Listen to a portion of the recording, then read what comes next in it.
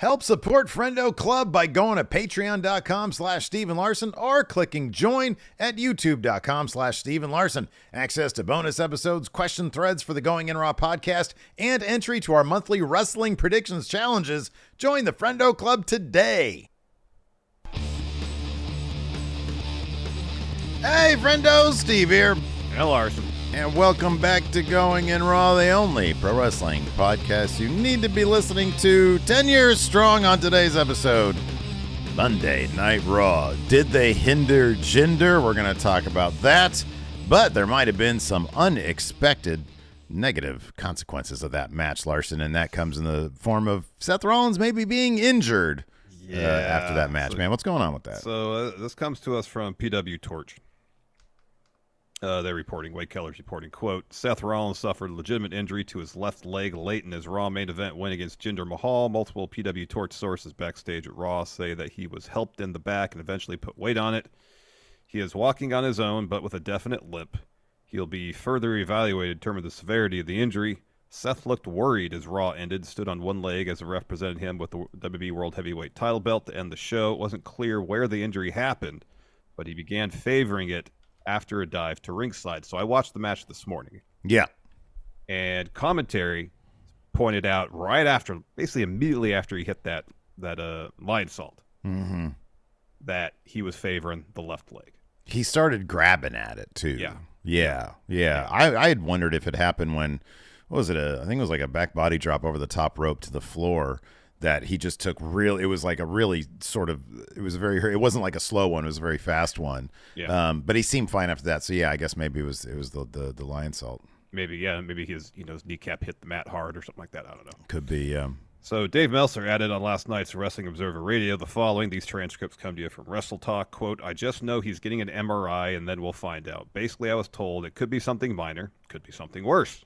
We won't know until the MRI results come back. And then on Twitter, Fightful Sean Ross Sapp noted, quote, the latest I've heard from WWE sources regarding Seth Rollins is they will likely know more Wednesday or Thursday about his injury. All right. It's been a terrific run that he's been on. I thought the match last night, thanks to Tony Khan, had, I think, maybe a bit more buzz behind it. I wonder if it would have been like in the top of the second hour or something if it wasn't for it's the top title on Raw. That's got to main event the show.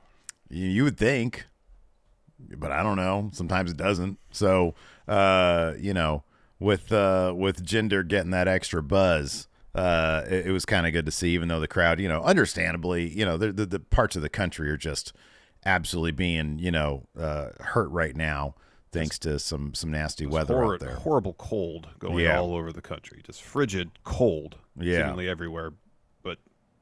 The West Coast, I guess. Yeah. So, our best is Seth Rollins, obviously. The guy's an absolute workhorse. He's a stud. Might not be selling his back all the time, but that's not to say he's not just an absolutely terrific champion. Our best goes out to him. Just for the sake of conversation, hopefully he's able to continue this run and they're able to finish his story and the story of this World Heavyweight Championship reign on their own terms, on WWE's terms, on Triple H's terms. If this is a more serious thing and they are unfortunately required to vacate the title, how do you see that playing into the upcoming Rumble and Mania season? You don't want to see it, first of all. You're right. Seth's been putting, we poke a little fun because of the not selling the back thing. I just know it bugs Maggie, so that's I know. Why exclusively we do. But it. Yes, his run as World Heavyweight Champion, you can't quibble about the work he's put into it. Yeah, absolutely. And the creative behind it hasn't always been up to the work he has put into it. I think the stuff with Drew has been really, really good. Yeah. But prior to that, and it's anyways. I mean, do they, if it hopefully doesn't happen, if they say on Friday Seth has to vacate the title because he's got a knee injury and it's going to keep him out for months. Do they just say at the Rumble, all right, Rumble's now for the World Heavyweight Championship? Do they have a separate match at the Rumble to determine a new World Heavyweight champion? Do they wait till Elimination Chamber and have the match there to determine the next World Heavyweight Champion? those would probably be the three most likely options if they have someone very much in mind to win the Rumble and they don't want that person to necessarily be World Heavyweight Champion walking into Mania. Mm-hmm. Then you can't have that match be for the World Heavyweight title. So you either got to have another match on the Rumble card for the belt, or you wait all the way to Elimination Chamber. Mm-hmm. Mm-hmm. But whoever's winning the Rumble is coming from Raw. Mm-hmm. Yeah, I agree with that. Yeah. Because there's basically no stories on SmackDown involving the Royal match itself, the Royal Rumble match itself for the men's side. Yeah, right. And so it's either Cody, it's Punk, or potentially Drew McIntyre. It's those three names winning the Rumble. Yeah, I agree. I kind of feel like, again, with the caveat, we don't want this to happen, but if it did, I kind of feel like Triple H would be the guy who's like, listen, I got a plan for the Rumble, and that's for the content.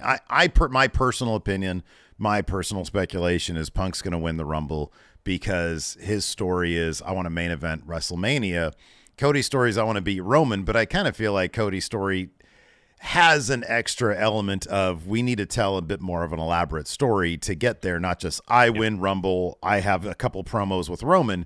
Roman ain't around. Roman ain't going to be around to tell a story of whoever his challenger is going to be. Therefore, if it's going to be Cody at WrestleMania, if it's Rock, I don't know how they're going to tell that story. I don't know how you build that beyond, given that both guys aren't going to be there. Yeah. Maybe you don't need to. Maybe it just needs to be with a couple of match chat videos, and that's going to do it, and the match sells itself, and you can focus on everything else good that the WWE has going. But it's your main event of WrestleMania. They should be around at least sometime. So? If it is Cody, then you can tell a whole extended story with him, and you don't even need Roman because he can get there. Kind of like Kofi Mania. Kofi Mania wasn't set up until like the very, right before WrestleMania. He had to go through all those challenges. All sorts of obstacles in front of him. Yeah. Right. I think the bottom line is, for me, is I feel like they've got a plan for the Rumble specifically, which is, let's get the guy who's going to take on Seth Rollins to win the Rumble. I'm sorry, who's going to be challenging for the World Heavyweight Championship for the Rumble. And so they'll do like maybe a little tournament to determine the next winner. And it wouldn't shock me if that was Drew McIntyre, because then you have Punk winning, you have Punk versus Drew McIntyre at WrestleMania, and then there you go. If that's the case, I hope it's nothing. I'd like to think that, given the fact that, Seth didn't, there was nothing he looked worried, he looked concerned, but he wasn't like overwhelmed. It wasn't like Charlotte where she was like, oh my God, everything just exploded. Hopefully that's a good sign, Yeah, you could see when Seth, after he got the pin on Jinder, got up, and as the ref was handing him the belt, he said something. He was saying something to the ref, but they cut away before he could really figure out what it was. In the event, if and hopefully it doesn't happen again, if Seth has to vacate, I would think then you have Drew McIntyre walking into WrestleMania as a World Heavyweight Champion. I think whether he wins the Rumble to win it, wins the tournament, wins it at Elimination Chamber, whatever the case may be, then you have, they've already set it up, CM Punk versus Drew McIntyre for the World Heavyweight Championship at WrestleMania. Mm-hmm. I really love what they're doing with Drew McIntyre. Oh, it's great. Isn't it awesome? And last night was, there's been so many times when it's been like, Drew is the heel with good points. Now he's just sort of a prick. Cody, you shouldn't be smiling so much. But there's complexity to him because he still goes after Damian Priest to keep him from cashing in. Mm-hmm. Yeah. And I know it's selfishly motivated. Mm-hmm. He just doesn't like Damian Priest. He's got a bone to pick with him. But still, it's in that sense, in that case, it is the right thing to do. Yeah, right. Yeah, right. No, I love all that. And I love even God, dude, even the promo with Cody, the line, his thesis of why are you fake isn't a you people promo or you're given every opportunity, the same shit that we hear every single time. It's Drew has found himself, and now he's projecting that onto others. Yeah. He sees Cody and Cody's success and how much the people love him, and Drew is like, no, you're fake. And that's what he called him a politician. He says, you're not running for office. Yeah. And there's that underlying thing of, why aren't the people into me because all I'm doing is telling the truth? Why don't they see my point of view, which we rarely get from bad guys? And projecting that onto Cody is such a wonderful bit of complexity in a character that we continue now to get under Triple H's regime. Yeah. And you just absolutely love to see it. Yeah, it's great to see. I mean, Drew right now, in terms of his character work, this is career best stuff. It is. Oh, it is. Yeah. And he can't complain about his creative, man. It's good. I wouldn't think so. It's great. And to see someone who is, I guess, by the strict definition, a heel, but still have a good measure of complexity to his character, that he's not. It's just not wanton nefariousness for the sake of being a bad guy, which is so often heels are just heels for the sake of being heels in wrestling. Yeah. And he's got very understandable motivation. It's not like he woke up one day and decided, I'm going to be evil now. It's insecurities. It's insecurity. Yeah, it's insecurities.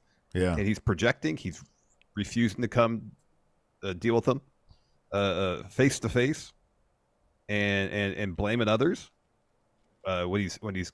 But here's the deal. In every situation, you can understand why he'd point the finger at someone else for his own failures rather than himself. And even though he did his last loss against Seth, he said, "Yes, I got overzealous with my cover." Yeah. So that's on me, but that didn't keep me from winning the match. It was Damian Priest. So everything he complains about is understandable. You could see it from his point of view. And it's the kind of thing that keeps us like kind of on the down low rooting for him. You know, it's like, God, I'd love to see it because he's making really, really good points. And yeah, he's a bastard, but like, man, I dig it. I think it's really good. And I think when you have so many interesting points of view, you know, and everybody in that scene has a valid point of view, then it's like, man, you just got, it's honestly, it's like, you know, I'm not sure I'm going to put it on this level necessarily, but when you think of Succession, it's like Succession's a little bit different because they're all bad guys, but like you find yourself rooting for one week, and then they do something that you're like, why would you do that? That's the stupid. Stop doing that. You're kind of a piece of shit. And then you start rooting for somebody else, and they're a piece of shit. Yep. And with this, it's like, yeah, dude, I don't know. I really like it. I think it was a really, really effective promo. And yeah, that's good. Let's talk about the actual match between Seth Rollins. Yeah, you mentioned Jinder before we started that you had an issue with the main event. So putting aside critical analytical Steve at this point, and now adding Steve the fan, I didn't like that they kind of buried the Colossus, dude. That kind of bothered me a little bit. Seth Rollins gets hit with the briefcase to the head and then immediately gets hit with the Colossus. And they didn't even do the thing where the ref wasn't paying attention and it took him a second, or Jinder had to wait a second to go for the pin. Rollins just kicked out of a briefcase shot to the head from this big dude on the outside. I forget if it was Veer or Chil Sangha. Hit him with the briefcase. Then he got hit with the Colossus, dude. The Colossus used to put people down back in the day. I know. He used to put people down. So that was my one thing about the match. I was like, come on, man. It got a great reaction from the crowd though, because I think they sort of maybe remembered that the Colossus was, you know, booked pretty strong back in the day. This seemed like a sequence where it was like, holy shit, they're going to do this. And then and they did, and I was like, "What the fuck is he gonna kick out of this? That's kind of crazy." And then he did, of course. Yeah. But yeah, that was my main thing. You know, maybe in that respect, it might have been a bit better to do a foot on the rope type deal. Yeah, right. Yeah, that feels more like, oh, you escaped that by the skin of your teeth. You know? Yeah, right. Yeah, like I don't have within it to. Yeah, right. And also, you know, Jinder hasn't had a lot of TV matches lately. I was thinking that too, in terms of like the in-universe justification for it. He hasn't hit a lot of Colossus lately. But also, like if he hits it, it's near the ropes.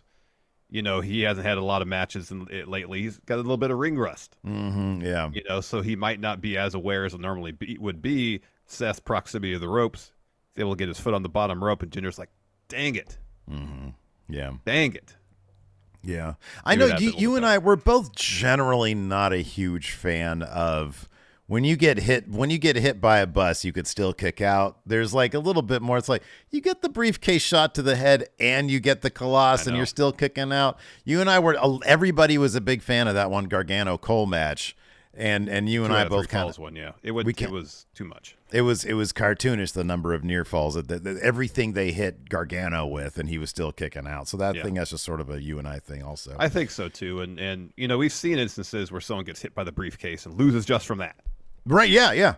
We've seen instances where someone gets hit with a Colossus and loses just because of the Colossus. And see those two combined. I understand it wasn't, Jinder never hit a Colossus on Seth Rollins during his first title run. Maybe Rollins would have kicked out of it then too. Who knows? Yeah, right. But to see the combination of those two moves and then a kick out. Yeah, no, I don't disagree with that. Yeah. But otherwise, I thought it was good. Where do you see now that Jinder, he's had his title shot? He showed up with Veer and Sangha. He's clearly not their manager anymore in a strict way.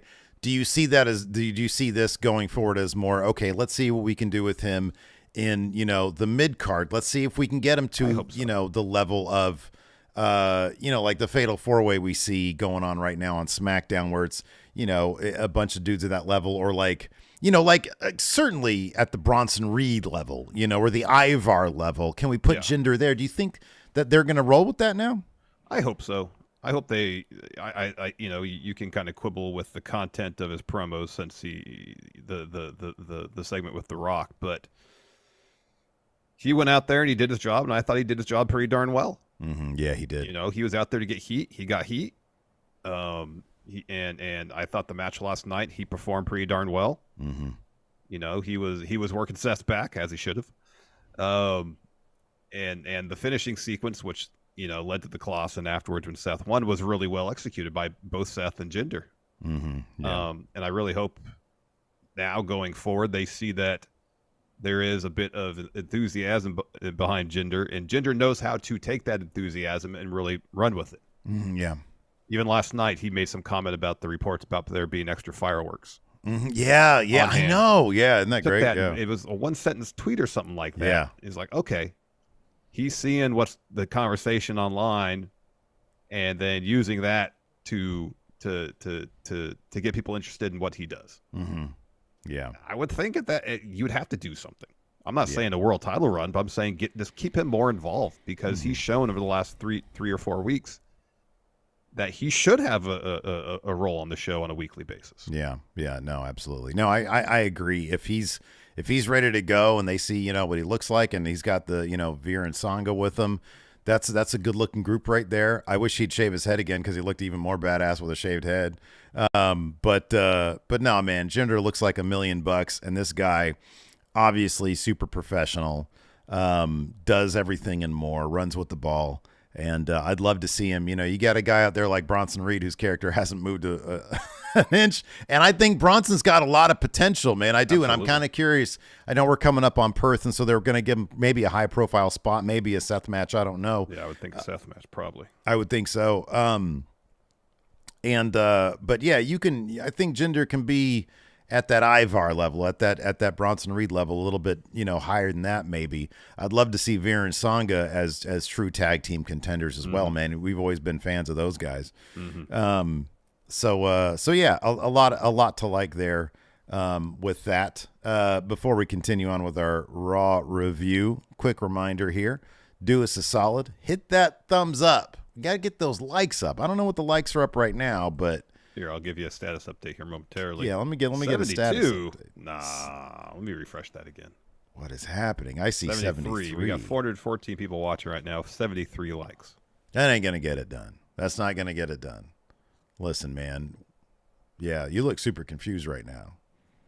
Or you might be doing a full soil in your pants. I can't tell. I don't know. No soil. I guarantee you that. Then you're confused about trying to make likes. Sense of all this. Yeah, man. There's no sense to be had with that.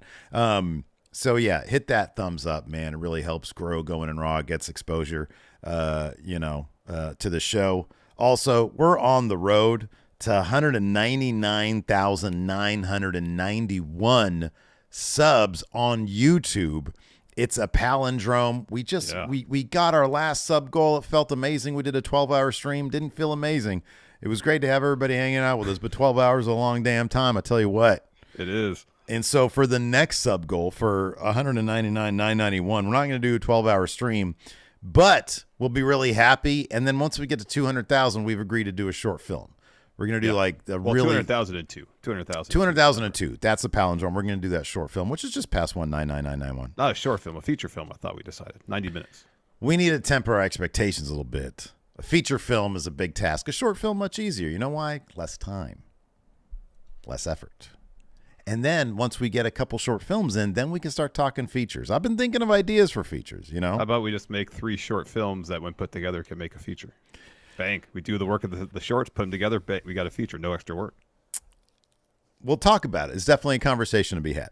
I think that's a good idea. Right now, we're 671 subs away from 199,991.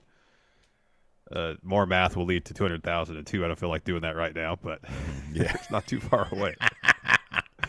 It's 11 more. 12 more. Yeah, 12 more. It's 12 more. 12 11 more. more. Okay. 11 more. Yeah, you're right. 11 Something more. Like that. Yeah. What do did that. I say? So it'll be 702. I don't know. I can't do math right now. I don't know. Look, just hit that damn subscribe button and the notify bell so it is notified when we're doing shit over here. Also, you know, you've heard maybe a long time ago, Roman Reigns in an interview talked about this thing he's got called the Tribal Chief Setup. The thing that he said... 692 is what it is. Sorry. Thank you. The thing that Roman said when discussing the Tribal Chief Setup is that everybody wants it, but nobody but him can have it. He singled out a name too, Seth Rollins. He can't have it, but you know what Seth Rollins can have? Friendo Club setup. The Friendo Club setup. Anybody can get that, including Roman Reigns and Seth Rollins if they want it. And what do you get with that Friendo Club setup? I'll tell you. You get bonus episodes. We got a new bonus show every week called Friendo Cast. We've got question threads for our recap episodes just like this one. We're going to read some questions in a little bit from the Friendos that have the Friendo Club set up. Also, you get access to the Big Blue Predictions Challenge. We've got our biggest one ever coming up with the Royal Rumble. Ooh. That's right. Michael Keith Thornton is putting up his Big Blue Championship on the line. Or will he take the lead from Pat Sparks Graham and just not participate and vacate the title so he doesn't lose it?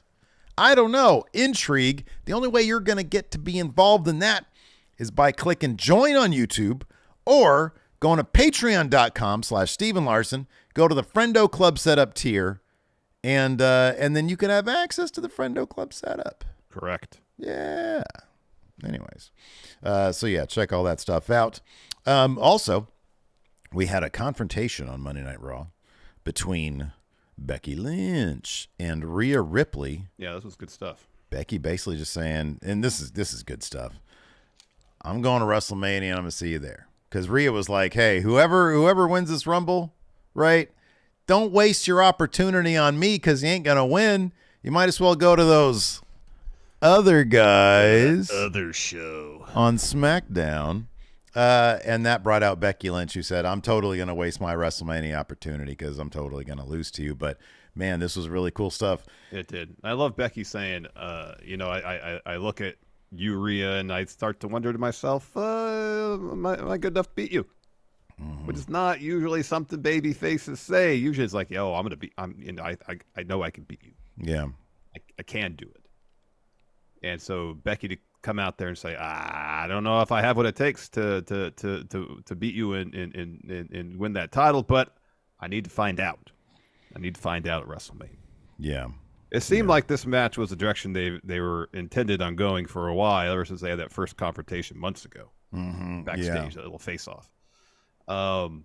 It's a huge match for Rhea. It's a match that could, depending on how things kind of fall on night one, could main event night one. Oh yeah, it totally could. You could argue it probably should. Wouldn't it be great if wouldn't it be great if CM Punk's whole thing was like, I gotta finish my story. All I want is a spot in the main event. Night one or night two, doesn't matter. Oh. He wins the Rumble. And then they're like, so here's the thing.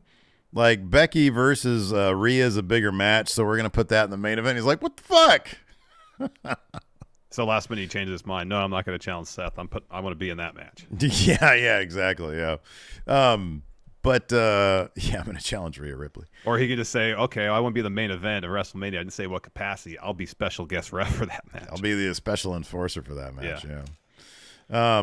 But yeah, no, I thought this was really cool.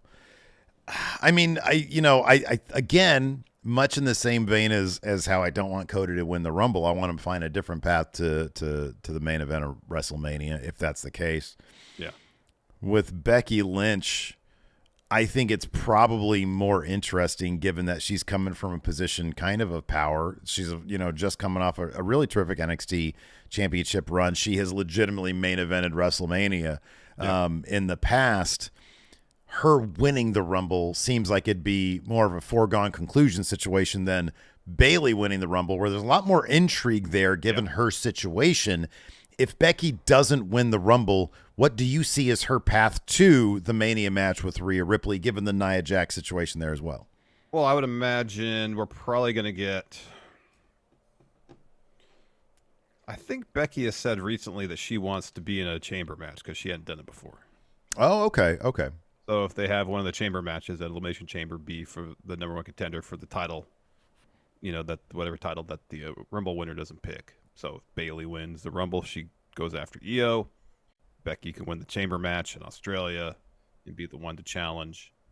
Rhea, you can have Nia in that too, and then maybe on the build to WrestleMania, you could have the Becky Nia 1-on-1 match. Mm-hmm. Again. I would imagine they're going to do Rhea versus Nia at Elimination Chamber. Seems like that'd be the case, yeah. But you'd think Becky would get her win back over Nia before Mania. So my guess, that would be my guess would be this. Becky doesn't win the Rumble. They do Elimination Chamber for Rhea's shot, for the shot at that title. Let me ask you this. This is a fun little question. Understanding the random nature of your Royal Rumble entry, right? 1 or 30, or anything in between, right? Generally speaking, what's a harder match to win? The Rumble or the Chamber? Well, the Chamber is definitely more physically grueling. Sure, absolutely, 1,000%. Without a doubt. Yeah. I think it largely depends when you're entered into the Rumble. Yeah, but that's what I'm saying. Like, take that out of it. Take that. I know that's an important thing. I'm just saying, take that out of it. If you're number 30 in the Rumble, of course your path's much easier than being in the Chamber. Theoretically, in the Chamber, though, if you're coming out last and everybody else has been eliminated, you just have a one-on-one match. Oh yeah, no, it's never happened, but no. Yeah. I think mathematically, obviously, the Rumble, because it's 1 against 30 or 1 against 29 versus 1 against 5. Yeah. But yeah, people here. How often are you actually in the match against 30 people at the Rumble? Never happens. Who would you like if you're a wrestler, right? Larson is wrestler now. I'm wrestler. You're wrestler. Thank you. Now it's believable now. Wasn't before. Oh, you're a good guy. You had a smile on your face. You're a good guy. Show me bad guy. There you go.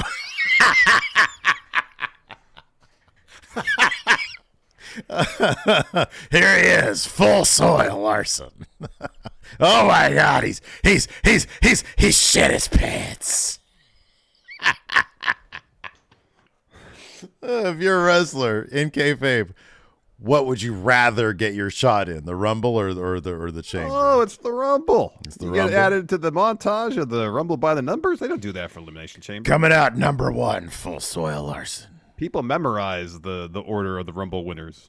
I don't know if anybody does that for Elimination Chamber. I barely remember Elimination Chambers as it is. I know. Everybody remembers who wins the Rumble. Yeah, you want to win the Rumble. Good point. Legacy. Legacy. Yeah. But yeah, I think that Becky having to deal with the Chamber and losing out on the Rumble. Because I feel like, dude, that's the thing. Like, Becky loses at the Rumble, she's upset. Nia loses at whatchamacallit, at the Chamber, but Becky wins the Chamber. But then next Raw, Nia comes out and says, you won the Chamber, but you lost to me. So where does that put you? And then Becky just wins on a Raw main event against Nia Jax, and her path is pretty clear right there. Yep. There you go. We booked it. All right, let's get into Raw. Show opened up with Cody making his way out. Apparently, it was were they at Little Rock last night? They were in Little Rock, yeah, Arkansas, my old stomping grounds. I was in Jacksonville for like a year and a half when I was Jacksonville, younger. Huh? Jacksonville, Arkansas. Yeah. Oh, all right. Yeah. No, it was just it was like a suburb of Little Rock.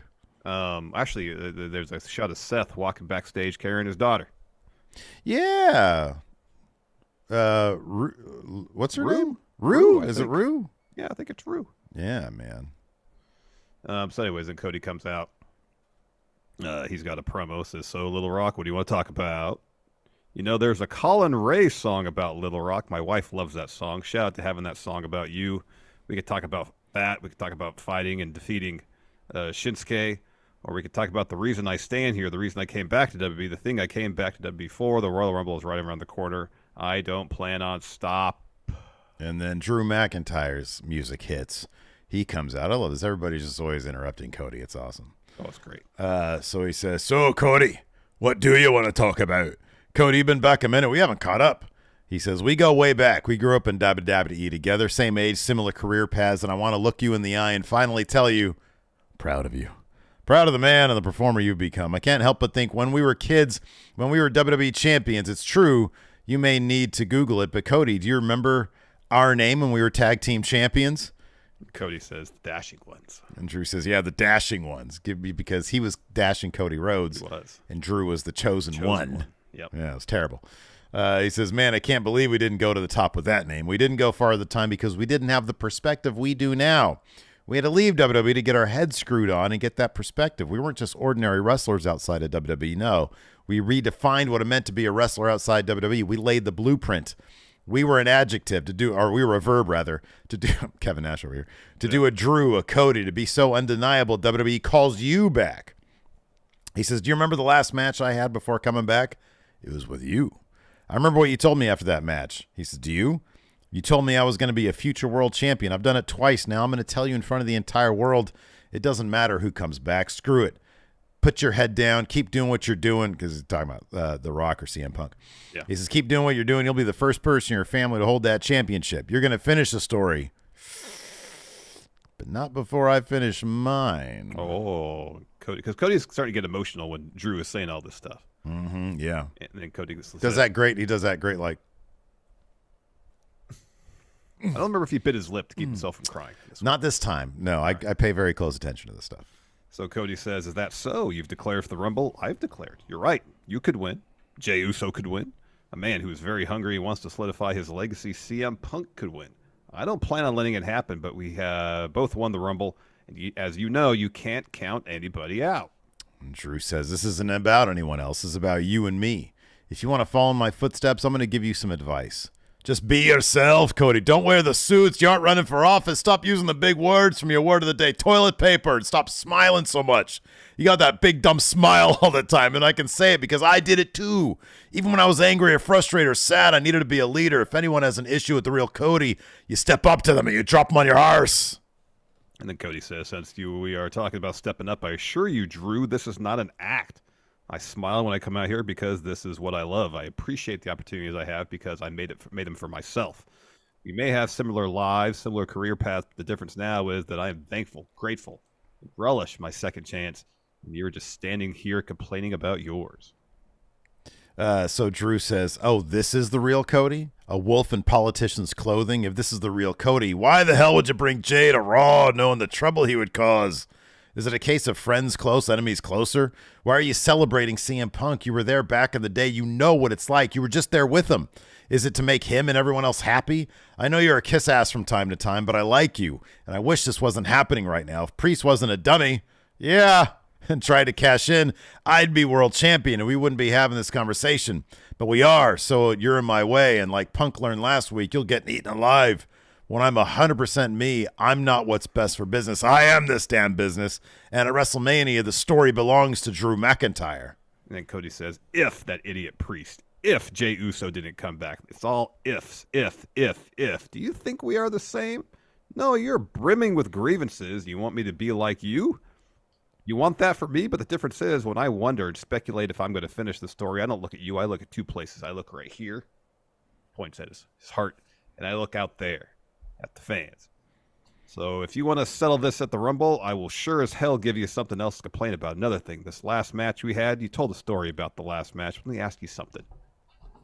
Who won? Ooh. Cody, mic drop, please. Oh, that was a burn right there, man. It was. Stuck it to him. Ouch. He stuck it to him. So yeah, just a really goddamn good segment. Good stuff. I love it. Good stuff. I love it. So backstage, Truth is messing about. He's got that new shirt out. Now he's got 2 shirts out. I know. Priest walks up. He's like, look, man, what are you doing? I think you're funny, but now you're selling Judgment Day merch in the parking lot. It's embarrassing. Truth says, I got this wholesale and I'm flipping it to known retailers. Priest says, stop. Enough is enough. We got to get serious. And then Truth slaps like $5,000 cash in his hand. And Priest's like, what's this? Truth says, your cut, DP. Every member of Judgment Day gets their cut. I even got shirts made for my boy Tom and Nick Mysterio. And Priest says, Tom and Nick? Truth says, yeah, is Nick okay? I can't find him on Facebook. And Priest looks like he wants to die. He wants to laugh. Oh, yeah. He says, look, sell the merch. Just don't be too loud about it. The rest of the crew aren't really happy with you, man. Last thing, tonight's match, you don't tag in. And Truth says, oh, don't tag in. And Priest is like, yeah. He's like, oh, I got you. And gives him a big, cartoonish wink. And then gives Priest a shirt. And Priest walks off. And then we get our first match of the night, Judgment Day, taking on DIY. Sorry, True World Order here in Twitch chat says R-Truth Hebner. Yeah, I thought that as well. This is a really good match. We are DIY. Fun bout. They got a ton of time. Yeah, they're definitely going the route of having DIY put on good matches to help get them over as a team. Oh yeah, because they sure as heck ain't doing anything to make them interesting personalities. No, man, they're just happy guys. In a certain respect, though, Larson, their journey with Vince McMahon just holding them back the whole time, or injuries the entire time. Yeah, no, I can appreciate all that. Happy to be there makes sense. They're happy to be there. This happy to be there actually does make sense. It makes sense, but doesn't make for the most interesting television. No, it doesn't. It doesn't. They'll get there, though. I have faith they'll get there. I hope so. Wait till they lose to Judgment Day. And then they have like no other recourse. And Ciampa's like, man, this guy's dead weight. Time to put him in the old LED screen again. Making me wear all these comic book inspired ring gear outfits. They were beautiful outfits last night. They were great, but Tommaso Ciampa shouldn't be wearing anything other than that's inspired by comic books. Mm-hmm. Yep. So down towards the finish, JD hits Ciampa with the standing Spanish fly, follows with a moonsault, gets the 2 because John breaks it up.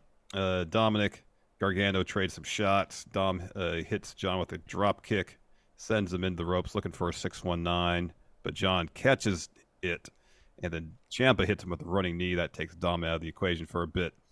JD pushes Ciampa into Gargano, rolls him up, gets the 2, but then Gargano hits JD with a DDT. Gargano tags in. They hit meet in the middle on JD to get the win. Mm-hmm. Mm-hmm. We are. Yeah, so who's going to take those titles off Judgment Day? Doesn't seem like to be Jey Uso and Sami Zayn, does it? No, I got Jay. They're setting up Jey Uso to beat Gunther, I think. Well, at least challenge Gunther, yeah. They got to do something big with Jey Uso for him to maintain that sort of main event Jey status. I know. And I can't. And dude, there's not. We'll get to that when we get to Gunther. But the tag titles, there's nobody obvious. No. Right? No. Is it possible that it's going to be DIY? Maybe. Yeah. They should split those titles, man. They should. There's a lot of good tag teams out there. Doesn't make any sense while all the other titles got split, but those are still unified. Mm-hmm. Yeah. After that, so it shows earlier today, Indy and Candice are talking with Pierce as Chelsea and Piper walk in. Chelsea's like, do you even watch your own show? If you did, you'd notice I pinned Caden Carter last week, but that bum ref you hired is the slowest counter ever. You should be fired for something like that, but we'll take a rematch. Pierce is like, change your tone. I don't like it. You want a rematch? You got it. And you blew it. You're looking for a fight. They're looking for a chance. I say we have a fight tonight. And he's like, yeah, let's do it. Also, Chelsea, the ref only counted 2. Do you even know how to count to 2? And Chelsea says, she flips out. She says, we accept. Let's go, P. I like that during this match too. So we had that match. Yeah. They acknowledged that they actually used the ref's name and said, this is the guy that Eddie. Eddie. Yeah. And they're like, yeah, this is Eddie. And he only counted 2 last week. So extra bit of conflict there. Ooh, I like that. I do too. I do too. And I like that Candice and Indy got a freaking win for once. Yeah, I agree. I know. So finish this Indy tag in. She hits, I saw her and Candice hit a double team wheelbarrow splash, gets a 2. Indy hits a spine buster on Chelsea, but then Piper body slams Indy but misses the running cross body. Chelsea tags in. Piper gets thrown out to the floor. Candice tags in, hits a second rope line salt, while Indy is holding Chelsea and covers to get the win. Yep. It's a fun match. Yeah, no, this was fun stuff. And like I said, it's good to see Indus and Candy. Candice. Who's Indus and Candy? Candice and Indy get the win here. Oh, man. Anyways, Lacey texted me during the damn show. And so I'm sitting here like, okay. Anyways, so after that, we see Gunther. Gunther's back. And Kaiser walking backstage. So then we have Judgment Day. They're watching the Nia Jax video package that played upon return from a commercial, and Rhea says, I need to go address my division. She walks off, and Priest walks in. They sort of have an awkward stare down. Yeah. And Finn says, big man, where you been? And he says, where have I? He's always so defensive. Where have I been? He really is. Looks like I'm the only one who has a problem with Drew running his big mouth. So I talked to Pierce. Any questions? JD says, I got one. Why aren't we beating up R-Truth today? Priest is like, you know what, JD? Focus less on R-Truth and more on what happened tonight so it doesn't happen again. Finn says, whoa, you're not defending Truth, are you? And Priest says, I'm not defending him. And then JD asks what Truth brings to the crew, and Priest says, well, first he earns for the crew, shows the big wad of cash, and he's like, what's that? And he's like, that's my cut. I think you should go find him and get mine and get your own. And then JD asks about his cut, and Priest says, name's not on the shirt, so probably not. Now, serious business. Let's focus on this match. And I'm thinking, like, serious business? What's more serious than a giant wad of $100 bills? I know. That's more important than some match. It's massively important. So then Ludwig Kaiser comes out to the stage, introduces Gunther. So he and Gunther walk to the ring. Gunther gets a mic. He says, we're 2 weeks away from the Rumble, and I can feel the desperation around here. I can literally smell the desperation around here. And since we're in Arkansas, I think I smell excrement too. He had a big smile on his face when I said that. Everything that happens, I don't know if anybody's having more fun right now than Gunther. And that's been for a while now. And even when New Day's music hits, he turns around, he's just smiling the entire time. Yeah, it's great. Gunther continues. When I was away and observing what's been happening the last few weeks, all I saw with my fellow superstars coming out and argue desperately about who wins the Rumble and who wins at WrestleMania. I had to come back and remind people about one thing. I entered last year at number 1 and lasted until the end. One elimination away from winning. I lasted longer that match than anyone in history before. So this year, the Ring General, the longest reigning Intercontinental Champion of all time, is going to win the Rumble and main event WrestleMania. But enough of that. I'm going to focus on you, Ludwig. Let's take a moment and review what happened when I was away. So he throws to the last week with Kaiser and Kofi. And they come back. And Gunther says, Ludwig, what I saw there, I love to see that. You showed a side of you I always wanted to show you. You showed grit, confidence, and courage. Well done. He opens his arm. He's like, bring it in. Yeah, man. And he hugs it's Ludwig great. Kaiser. It's great. And that's when the New Day music hits, and Gunther turns around and smiles. So Xavier Woods comes out. It's just him alone. He says, no, Ludwig, you and I have a problem. Last week, you took it 10 steps too far when you drop kicked Kofi's head in his steps. I talked to Kofi earlier, and he said you're the reason he isn't here. Unfortunately for you, though, I'm here. I'm here to get my pound of flesh. So tonight, you and me in that ring in a match. Step up and accept or be left to ask your daddy for permission. Kaiser glances over a few times. Gunther hands him the mic. He leaves as well. Kaiser says, so after you saw what I did to Kofi last week, you really stand in now and dare to challenge me? He says, Woods, what I did to your friend last week is nothing compared to what I'm going to do to you tonight. I'll take your head as well. I accept. Then Woods gets on the apron. Kaiser charges. Woods gets a back body drop in. Kaiser flies to the floor. Woods hits a clothesline off the apron. And then we have Mitch. Xavier Woods versus Ludwig Kaiser. I really like how physical this feud has been. Oh, Woods is pissed. He is, and he was just none of the goofing around. He was mouthful of blood by the end of this. The mouth and just wanted to be violent. It was rad. Yeah, it was cool. Pretty cool. So they end up on the floor towards the end of the match. Kaiser throws one of those office chairs at Xavier Woods. He ducks, but then Woods picks up the chair and slams it over Kaiser's back. So the ref calls for the DQ. So then Woods grabs the steel chair, goes over to Kaiser, but Kaiser kicks the chair into Woods' face.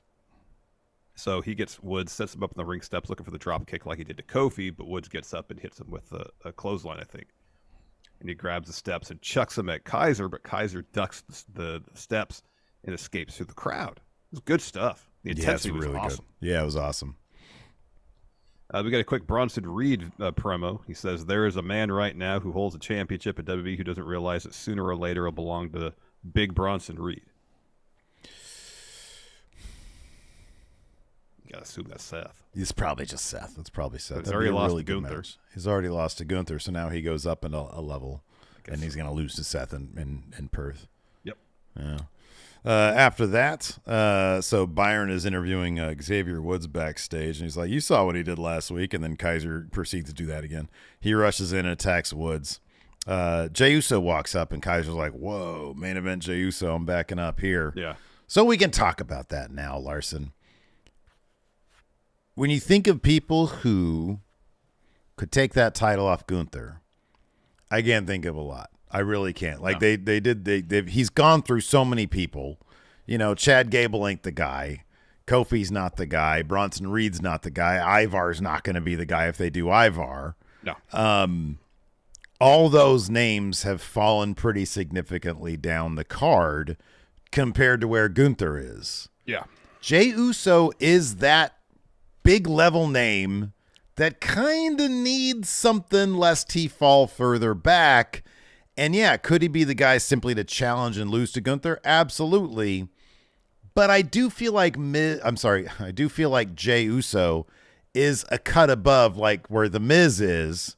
Yeah. Like he is a name who's competed with the Drews, with the Seths, with the, with those names. Yeah.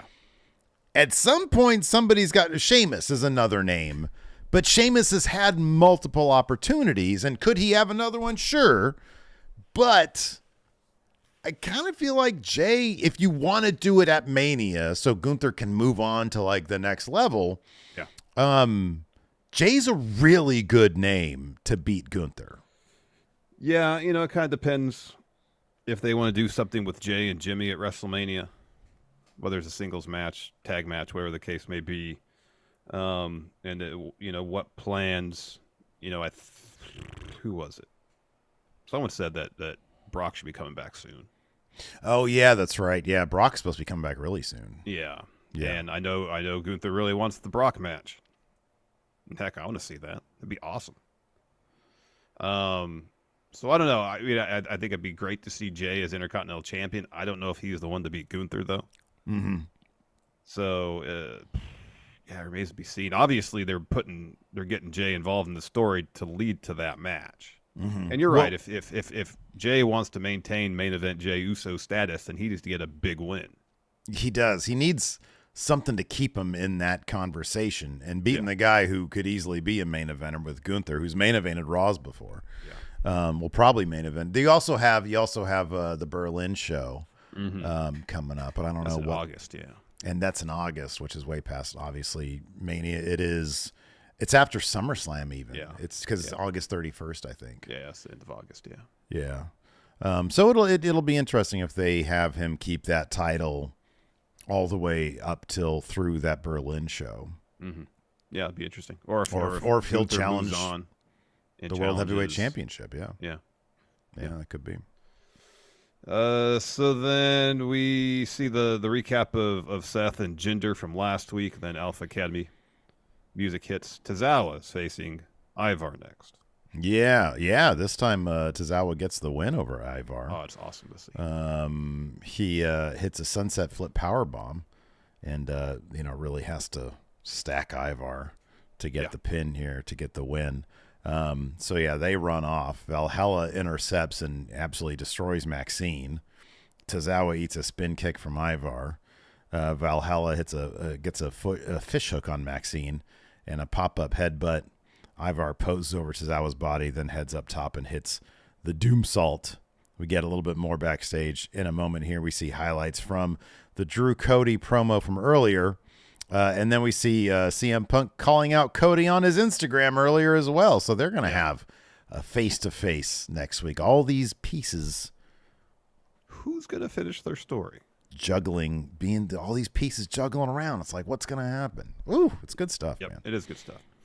We're backstage. The Creeds and Alpha Academy are checking on Maxine and Tozawa. Ivy Nile walks in and says, "Enough! Valhalla's going to pay." And then Gable says, "Congrats, Tozawa. You're one step closer to graduating from the academy. As for Ivar and what he did to you tonight, that's the work of a coward, a savage, an idiot." He says next week he'll learn the difference between being a coward and being an alpha, and Master Gable is going to be the teacher. And then Tozawa says, "Thank you, arigato." And then he really painfully does his dance. Nasty. And then Rhea Ripley comes to the ring for a promo. Yeah, she comes out. She says, I'm so sick and tired of people like Nia Jax running their mouths, claiming this is their division. This is my division, and this is why this is my championship. Take this as a warning, whoever wins the Rumble. If you choose to waste your WrestleMania opportunity, choose me. But if you don't want to waste that opportunity, choose someone else, because it'll be just like last year, because mommy's always on top. That brings out the man, Becky Lynch. Whoa. So she says, so here we stand, two very different people with two very similar journeys. Women from foreign lands who came over to become the best to ever do it. Both spent years meandering, figuring it out. Both went from being afterthoughts to becoming faces of the industry. There's a difference, though. One of us went on to win the main event of WrestleMania. The other did not. There's another difference. One of us has a natural ability in this ring and a finesse no one can match. One has the strength of a bear while the other has the heart of a lion. A relentlessness, a determination that is so unmatched. So here we stand, the two very best to do it. But there's this voice in my head, and it's saying to me, I think you might be better than me, but I need to prove that you're not. To do that, I need to take that title from you. To do that, I need to win the Rumble. I need to point to the sign. I need to declare at WrestleMania, it's mommy versus the man. And Rhea simply says, there's only one other person that wants you to win more than you, and that's me. I'll see you at WrestleMania. And God damn it, I love that about Rhea Ripley. She wants the challenge. She wants to take everybody on. It's great. It is. Yep. It's fantastic. So backstage, Jackie is interviewing Seth. He says, Little Rock is freezing cold, but welcome to Monday Night Rollins. And so Jackie asked Seth about his match against Jinder and why he asked for it. And Seth said, I've been champ for over 200 days, and with every defense I get stronger, I get better. The only way I see it is that I bring this title to WrestleMania, or the only way I see it to bring this title to WrestleMania is to keep being who I am, a fighting champion, a workhorse champion. As for Jinder, this isn't our first dance. This Jinder isn't the same one I beat to become the first NXT champion. No, this is a former WWE champion, the best version of Jinder, a deserving challenger. Jackie, I wouldn't have it any other way than he does. I am a visionary, revolutionary Seth freaking Rollins. Yep. After that, we had the Awesome Truth versus Judgment Day. Of course, this is all just Judgment Day trying to manipulate Truth.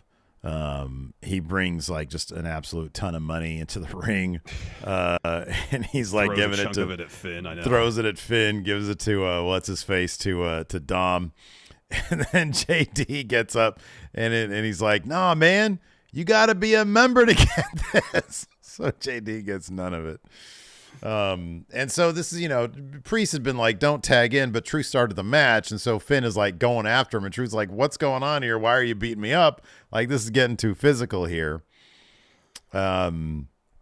Eventually, so Miz sidesteps a shoulder tackle and hits a lung blower to get a 2 count on Finn. Mm-hmm. Finn avoids a skull crushing finale, but hits a corner clothesline. Truth tags in, hits a scissors kick. He keeps apologizing Judgment Day. It's Finn. He keeps hitting. Oh yeah, to Finn, yeah. And Miz takes out Dom and Truth. Truth takes out JD. Priest kicks Miz as Truth measures up Priest. Priest stops him and they chat. Finn rolls him up, but Truth hits a heel kick. And then Priest hits the South of Heaven to R-Truth. Finn covers and gets the win. And so we'll see how this plays out going forward. The Judgment Day's entrance was great because they come out as a group, but then R-Truth a little bit behind them. They all made their entrance together, and then the graphic, the CG graphic, you had R-Truth. They put the live, laugh thing. Yeah, that little graphic of him along with the rest of the Judgment Day in their graphic. It was pretty cool. It's honestly, it's like the attention to detail and the evolution of the story. If you remember under Vince, the same joke would happen over and over and over and over again every single goddamn week. Yep. This is a situation where it escalates, it evolves, it changes. The stakes get higher even in a comedy angle. Yep. There's a big difference there. It is a massive difference. So we're backstage. Jackie is interviewing Jinder. And Jackie asked about the match tonight. Jinder says, I got absolute clarity for the modern-day Maharaja. A 7-year drought, but the whispers are pouring in. Everyone is divided, but I am focused. 12 years in the making, narrowed down to one night tonight. Everyone is unified. When I beat Seth, become world heavyweight champion. Yeah, I like this. This was good. It was really good. Also, as people are pointing out, the Tom and Nick shirt is a real thing. It is a real thing, yeah. 3 Amigos. It's just 2 different renders of Dom back in his old gear before he was in the Judgment Day, but just different color gear that he was wearing. So good. It's hilarious. Anyways, so after that, we have video of Shinsuke. He says, last week I could not cause the damage I desired, which made me angry. That's left me hungry. Cody, you should keep one eye open. Our story doesn't end until I say so. Now I turn to the Royal Rumble. A hungry Shinsuke is a dangerous Shinsuke. 29 other men, all hoping to make it to the top. 29 men, all feast on their dreams. I don't know about that, but he's probably going to end up eliminating Cody Rhodes. Yep, he should. He most definitely should. Then we had Tegan Nox and Natalya taking on Shayna Baszler, Zoe Stark. I don't know if this is gonna spell the end for this Tegan and Natalya tag team, because Tegan didn't look happy after her team lost. Yeah. They made a point of getting a shot at her, just not happy about it. Yeah. Natalya taps out to the clutch from Shayna to take the L here. I mean, Shayna and Zoe, they're a really fun team. I would imagine they're going to be challenged for those women's tag titles sometime soon. They're slowly building up a really good women's tag division. They are. You know, they're paying attention to it. Yeah, I don't know. I don't know who's going to end up being, ultimately taking those titles off of Caden and Katana, but some good challengers out there for sure. Definitely. Then we had our main event, Seth Rollins versus Jinder Mahal. Some bullshit involving a briefcase and a coloss that didn't make me very happy, but otherwise really solid really match angry here. about that. Didn't like it too much, man. Feel like it's a little, I don't think Seth beating Jinder is hindering Jinder. I think that kicking out of the coloss. It's how the loss is handled. A little bit of hindering Kicking of the out Jinder of the here. coloss, that's hindering Jinder. Yeah. A little bit of hinder, not going to lie. Yep. So the finish saw Seth take out Veer ringside, splash off the top. He heads up again, misses a splash on Jinder. Priest, who had come down to ringside earlier, stands up like he's about to cash in. But then Drew appears out of nowhere. They stare off, and they start hitting shots on each other. And then Priest sends Drew into the ring post. Well, into Cher then hits a cheap shot on Seth while the ref is distracted with that. Jinder hits a gut buster, gets a 2 count. Jinder hits some more shots. Into Cher distracts again. So Jinder brings a chair in. Seth fights him off. Veer hits Seth with the briefcase. Jinder hits the coloss. Seth kicks out at 2 to a chorus of boos from Steve. So then Into Cher gets on the apron to complain. The ref throws him from ringside. Jinder looks for another coloss. Seth counters with an arm drag. Hits a stomp to get the win. Yep. The finishing sequence was really well done. It was really good. Yeah, it was. I can't complain about that. And that was your Monday Night Raw. We are 668 YouTube subscribers away from 199,991. Nice. Which is only, so add 11 of that. Yeah. 679 away from us making all right, our get that first short film by the end of the week. Our first short film in a long time. There we go. We got 587 people watching now, yet we're still under 200 likes. Make it make sense. Come on, man. Hit that like button. What in the Please. world? Wake up. Let us see Wake the up. finger. Dust it off first. All right. Hit that goddamn like button. What's your problem? What are you doing out there? What are you doing with your life? Look at how close this finger is. It is. It looks massive, so close to the We camera. are a giant finger. There's a there we go. We got 200 likes. All right. Smash that like button, everybody. All right, let's answer some questions. Yeah. Let's do it. Blake Whitehouse asked, do either of you see Xavier Woods having a Kofi Mania type story in a few years? Who? Xavier Woods? Yeah. No, I don't. I think it'd be pretty cool. I think it'd be Great. I think a lot of things would be cool. I don't think it's going to happen. I love Xavier Woods. I think he's awesome. It's fantastic. Yeah, but It'd be cool to see him get a world title push at some point. Unfortunately, in this world, I don't get everything I'd like to see. No, he's terrific, man. I just don't see it happening. John, in Alistair voice, says, if you guys were tasked to reenact any move from any match... Sorry. If you guys were... okay. If we were tasked to reenact move for move any match from wrestling history, which matches would you choose? That's easy. It's Kofi versus Brock. Oh, let's say the finger poke of doom. Oh, yeah, that's even better. Yeah. I was going to say one F5 I think we can manage. We can manage. Who's going to hit the F5 on who? You going to F5 me? Hey, flex for us. Come on. God damn it. God damn it. There's your answer. F5 this fat piece of shit, Larson. That's less arms and more leg day, man. Flex your thighs. God damn it. New Kyle here says, do you see the potential Damian Priest cash in more likely to happen before Mania now that Seth is potentially injured? Oh, fuck. I don't know. Dude, look, if he's injured and they have to vacate that title, or if he cannot go, that complicates a lot of things. Mm-hmm. Yeah. Yep. Alex Foster here asks, what character would you give Jinder to make him more successful? For some reason, I think he'd work as a straight man for someone comedic. Wait, I'm sorry, what? Alex Foster's asking, is there a different approach to Jinder's character that WWE can make to make him help him be more successful? I think it's what they're doing right now. We haven't seen this in like a year, in like forever. Yeah. So I would just do that. Also have him shave his head. He looked like a freaking badass. Yeah, he did look great. Yeah. Let's see here. Vernest says, with WWE roster so big and having so many good wrestlers, would you like to see them increase how many people are in the Rumble next year? You want to see a 40-man Rumble, Larson? I do. No. God damn it. No, I think 30 is a good number. 30 is a good number. Yeah, dude. I like 40. Give me 40.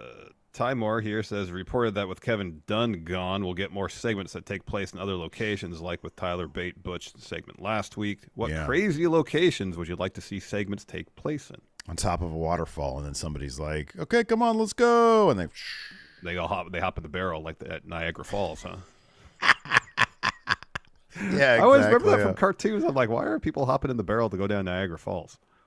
Yeah, no, that was a prominent feature in cartoons as well. Yeah, I never understood the reference. Yeah, in the 80s, or probably the 70s. Skydiving. I'm just thinking of like different, like extreme situations. Oh, at one of those trampoline places. Oh, that's good. That's good. Yeah, I like that. That's good. EV says, I'm in Niagara Falls. That's a big problem here. People getting in barrels? That's a thing? Well, they see it in the cartoons. Man. Remember, it was Superman 2 when someone... Yeah, I remember watching that as a little kid, and it freaked me the hell out. I was like, why is that kid... I was never a daredevil as a kid, didn't climb trees. No. I was like, why are you doing that, child?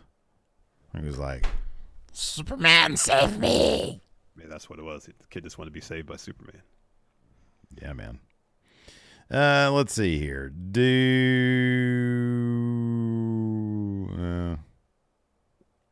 Cardboard Box here says, I wasn't interested in seeing Becky versus Rhea until Becky came out and cut the promo. Really hope they don't turn this into a heel versus face thing, though I like the direction she took. Oh, do you guys agree? I mean, technically Rhea is a heel and Becky's the face, so that's the direction they're going to go. I mean, I know Rhea's a heel that everybody loves. Mm-hmm. Yeah, but technically speaking, she is a heel. So I just... Dude, don't you think they're sort of approaching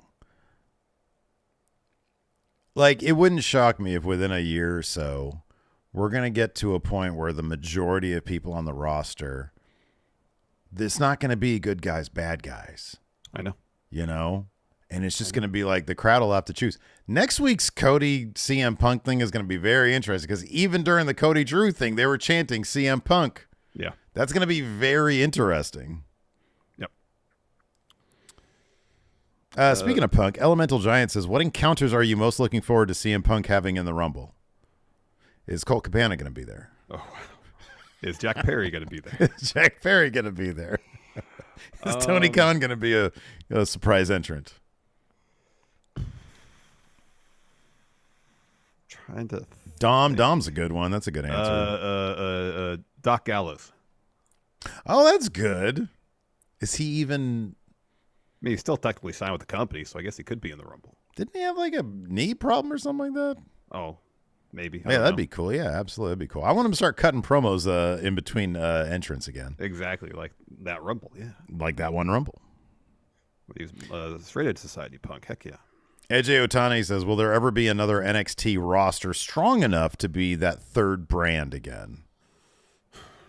That's tough, man. That was like a main roster level brand. It was basically AEW, you know? Yeah, no, it basically was AEW. You know, if the stories in NXT, and I think Shawn Michaels has done a really good job booking NXT, but if this is a situation where NXT is getting stories, it's getting a lot of people talking, then maybe. But I think at this juncture, it's going to have to rely more so on the stories being told rather than the roster. They need to make that place look better. That's part of it too. Because I mean, yeah, dude, I don't know. It looks developmental, you know. Yeah, Black and gold. Yeah, it was a absence of anything. It was just darkness. Yeah, pretty much. It was very metal. It was metal. It was metal. Make it metal again. Damn it! I'll watch it. Metal. Hey, if they rebrand that shit, I'll watch it. You can Obafemi? Oh my God, that guy's great. He is great. And they see you could tell they see a lot in that dude. Yep, you could definitely tell. It's probably like also they see what's going on in the just away from cameras too, to put him the North American title on him immediately. Yeah, they metal that place up. Give it a year. Oh my God. Yeah, and then I can see it's possible, and it depends on who they load up with. Yeah, it's dependent on that too. We gotta start doing them NXT reviews again, man. See that collision number this week? No, it wasn't. It's like 386,000. Oof. Yeah. Ooh. Yeah, I got killed. Bad. Sebastian Garcia says, what are some of Steve's favorite impressions to do, and what are some of Larson's least hated to hear? Oh, that's an interesting twist. Which ones do you... I don't like the call-in impressions, except Triple H is all right. When you're Triple H, to call in, it's fine. When I'm Triple H... What kind of... That's weird. That was actually Triple H calling in. It's a major scoop for this show. I always get a chuckle when you do Jesse Ventura. Oh, yeah, but that's the thing. I can't do that anymore. Because Karrion Kross does it so much better. Karrion Kross, that's insane. His is crazy. It's Karrion Kross's is close your eyes and you basically can't tell a difference. But your Ventura is very good. I have no... It's very good. You got the cadence down. Yeah, I can't even, like right now, like you saying that, I can't do it. No. Yeah, it's gone. That's gone. Wow. Karrion Kross just snuffed out your He buried my impersonation. It's fucked up. Yeah. Wow. Yeah. I've heard a lot of Stone Cold Steve Austin's, and I don't think any of them touch mine. I'll be honest with you. Yours is really good. Yeah. But that's one situation where the Final Testament has the final word on that Jesse Ventura impression. You know what you should do? What you should do is next time there's Stone Cold ET somewhere, you guys do a Stone Cold off. He does a really good one. But yeah, I kind of prefer mine, to be honest with you. Yeah. We got Juan Villa here. Member for 10 months says Cody versus Punk this WrestleMania. Who's getting the L? What if it's Cody versus Punk at Mania? Cody versus Punk. Who's taking that L?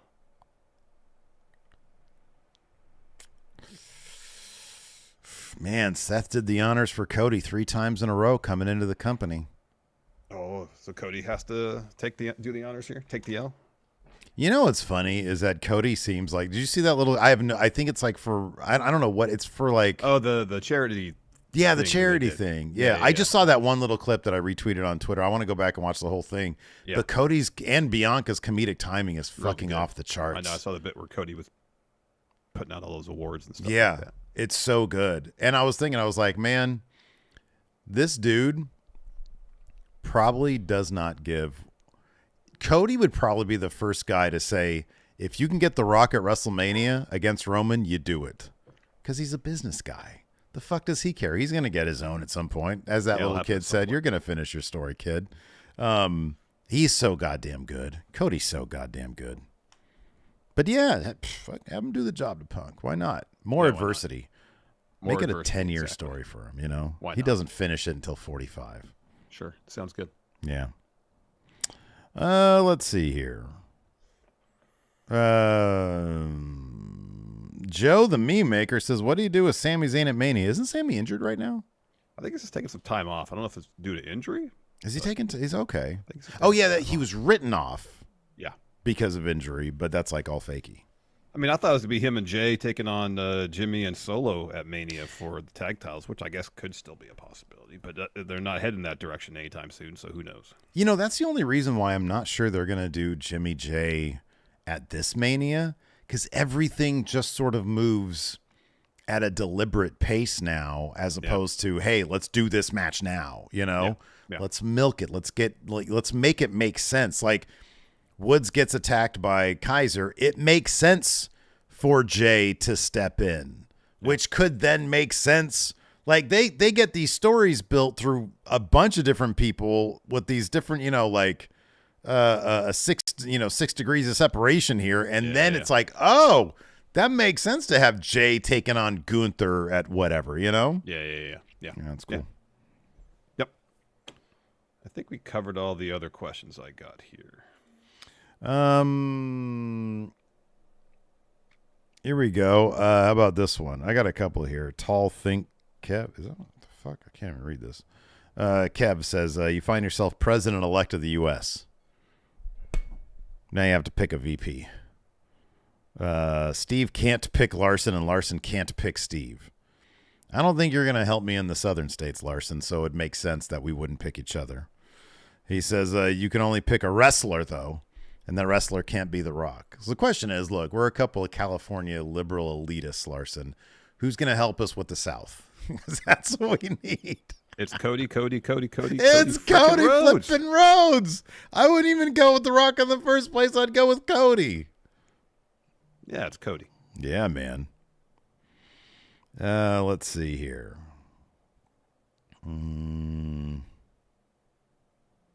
Talked about that yesterday. Samuel Raja, we'll end on this one. In your opinion, what's better? Sammy and the Bloodline or R-Truth and Judgment Day? Priest is getting over because of Truth, by the way. Yeah. Have you, like, the last couple weeks, it's like he comes off as a little less hapless. Like, he brought the fight to Drew last night. Yeah. He's coming off. Yeah. Mm-hmm. I think they're going to use Truth to get this fool over. Somebody had just mentioned the comments last week, and we're like, okay, how's this going to play out? And it's just simple. Judgment Day is beating the shit out of Priest, jumping him out, and Truth makes the save. Yeah. And the place fucking explodes. Yeah. I mean, what R-Truth has been doing with Judgment Day has been fun so far, and I hope there's a lot of story left to be told that would add the weight that Sammy and the Bloodline had. Yeah. Because for me, that right now, that's what separates it. It's the drama and the weight that story had. No, and that's you're totally right. Like, in terms of captivating television, it's Sammy and the Bloodline. It would be really interesting to see if they're able to pivot at all to capture that level of drama with R-Truth, who is almost like an absurdist character. Like, it's absurdist comedy with him, from the little Jimmy stuff to him doing the when I was a little baby I wanted to be in Judgment Day. Tom and Nick Mysterio, it's absurdist stuff. There's no, he's not necessarily a relatable human being because he's so out there. But people just absolutely love him because clearly the guy is just phenomenal and he's so lovable. But it'll be interesting if they're able to add some amount of like depth to that, in a way that's like, oh, we can get some serious stuff here. Exactly.